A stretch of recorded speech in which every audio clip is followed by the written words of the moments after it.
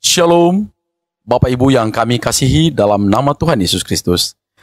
Kami dari Majelis Daerah YPP Batu di Sumatera Bagian Selatan dan Sekolah Tinggi Teologi Ebenezer dalam program Sabda Ilahi menyapa Anda pagi ini. Tuhan Yesus memberkati. Indah tiada taranya, sungguh menakjubkan, sungguh ajaib untuk dimengerti, lebih dari semua yang ada. Hikmat-Mu tiada terselami, kasih-Mu dalam tak terduga. Kau sungguh indah tiada taranya, mulia dan berkuasa. Ku kagum hormat akan Engkau, ku kagum hormat akan Engkau. Kau Allah yang layak dipuji, ku kagum akan Engkau.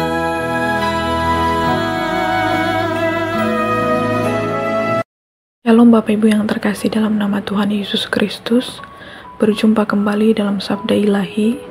Tentunya Bapak Ibu pasti rindu untuk mendengarkan suara Tuhan sebelum memulai aktivitas. Hari ini kita mau merenungkan firman Tuhan dari Mazmur 137 ayat yang ketiga. Ia menyembuhkan orang-orang yang patah hati dan membalut luka-luka mereka. Tema firman Tuhan hari ini berbicara tentang tabib yang ajaib. Bapak Ibu yang terkasih, setiap orang pasti pernah terluka secara fisik. Mungkin ketika hendak memasak, tangannya tersayat oleh pisau. Atau mungkin melap piring kaca kemudian terjatuh sehingga kakinya terkena pecahan kaca. Atau bahkan saat kita mengemudi motor, kita menabrak lubang dan terjatuh sehingga terluka. Namun jika luka itu terjadi dan dibiarkan begitu saja, kemungkinan besar luka itu akan melebar dan membusuk. Maka setiap luka butuh proses untuk sembuh, bahkan terkadang membutuhkan waktu yang cukup lama untuk bisa sembuh. Untuk itu, luka memang harus disembuhkan. Bapak Ibu,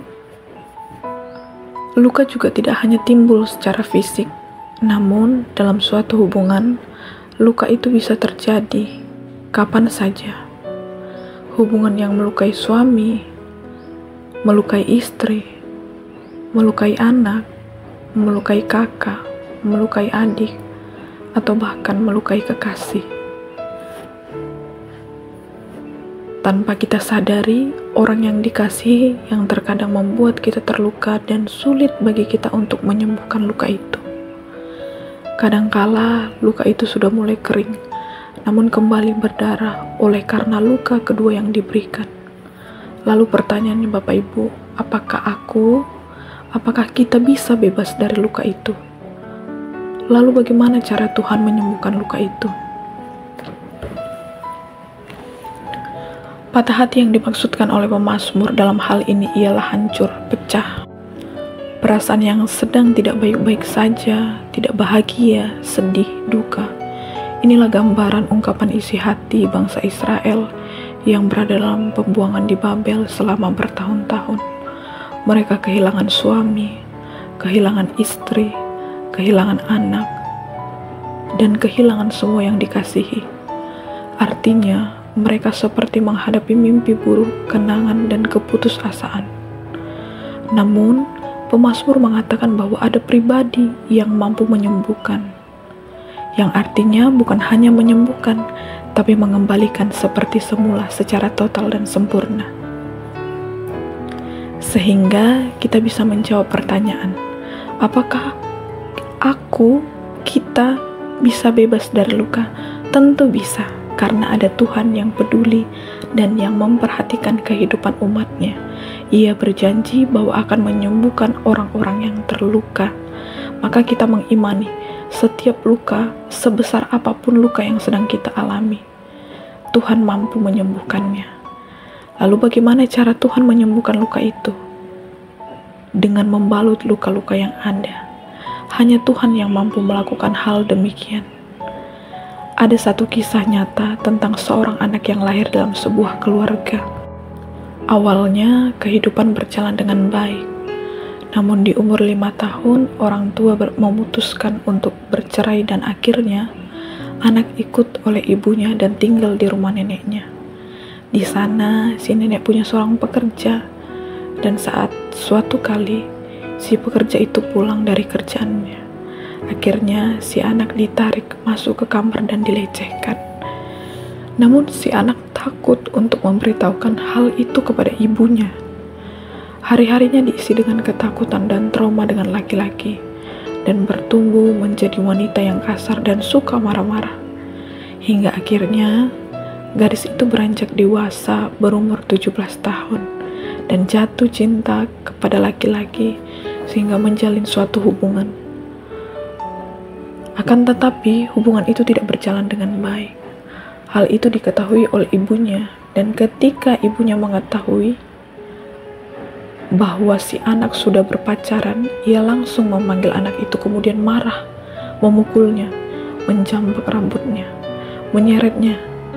Sang ibu berpikir bahwa anaknya sudah melakukan hal yang aneh-aneh, namun anak itu terus membela dirinya dan mengatakan bahwa aku tidak melakukan apapun dengan laki-laki itu.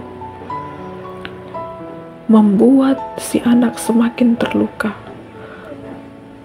Akan tetapi, sang ibu terus saja marah. Akhirnya si anak membuka mulutnya dan jujur serta memberitahu ibunya bahwa ia pernah dilecehkan secara seksual. Mendengar hal itu, ibunya terkaget dan menangis histeris, meminta maaf kepada anaknya. Si anak pun setelah memberitahu hal itu, dia merasa lega bahwa racun dan luka tersebut akhirnya terungkap. Dan ibunya mendoakannya. Namun apakah di situ anak itu langsung sembuh dari luka? Belum, Bapak Ibu. Dia membutuhkan waktu yang lama untuk mengampuni dan bebas dari lukanya. Membutuhkan waktu yang cukup panjang, tapi bukan berarti bahwa luka itu tidak bisa dibereskan oleh Tuhan. Maka demikian juga ketika kita saat ini, Bapak Ibu, mungkin dalam pernikahan, dalam rumah tangga, dalam hubungan percintaan, satu dengan yang lain terluka, maka biarkan dan izinkan Tuhan untuk membalut luka itu dan menyembuhkan masalah luka yang ada pada pernikahan, rumah tangga, dan percintaan. Ingatlah, tidak ada yang bisa memperbaiki keluargamu, memperbaiki hidupmu, memperbaiki kesehatanmu, termasuk pendeta sekalipun. Tapi hanya Tuhanlah yang mampu membebaskan kita dari luka-luka masa lalu. Alkitab adalah firman Tuhan, di mana di dalamnya berisi contoh-contoh kisah dari tokoh-tokoh yang luar biasa, yang pernah berbuat kesalahan, namun kembali pada Tuhan. Mereka izinkan membuka hati untuk dibaharui. Maka Bapak Ibu yang terkasih, hari ini, izinkanlah Tuhan membalut lukamu yang berdarah dan mengompresnya dengan cinta Tuhan yang indah, karena tidak ada cinta yang lebih indah selain cinta Tuhan, dan tidak ada kehidupan yang indah di luar Kristus. Jadi jangan pernah berpikir bahwa Tuhan tidak melihat lukamu, tapi Tuhan ada dan Dia sanggup untuk menyembuhkan dan menyelesaikannya bagimu.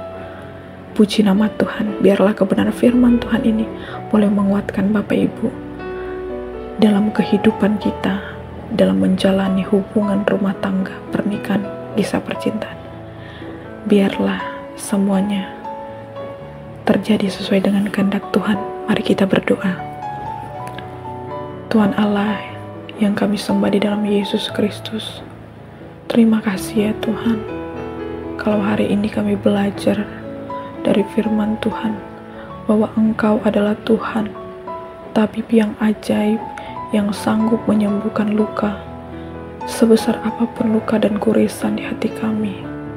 Kami percaya ya Tuhan, bahwa Engkau adalah tabib yang bisa menyembuhkan luka-luka kami. Dan tidak ada seorang pun yang bisa menilik hati kami, menyelidiki hati kami. Tetapi hanya Tuhanlah. Maka pandanglah kami ya Tuhan. Pandanglah kami yang berseru. Sendengkanlah telinga Tuhan. Jawablah doa kami.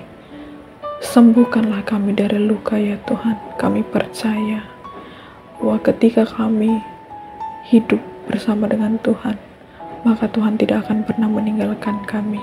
Dan hari ini terbukti ya Tuhan, firman Tuhan jelas mengatakan bahwa hanya Engkau pribadi yang peduli memperhatikan kehidupan kami. Dan kami percaya bahwa kami pun hidup sampai dengan hari ini semua oleh karena anugerah Tuhan. Terpujilah Tuhan, segala kemuliaan kehormatan kami kembalikan kepada Tuhan, Allah kami yang hidup dalam Kristus Yesus. Amin.